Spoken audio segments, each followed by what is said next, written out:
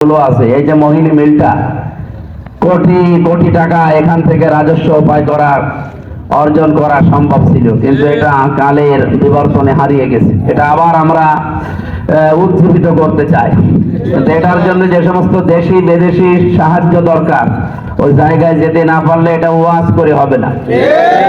এই জন্যই তো ওয়াজ বাদ দিয়েছি। এবারে ময়দানে এসেছি, এই কাজগুলো আমরা হাতে নেব। সুগার মিলটা হাতে নেব ইনশাল্লাহ।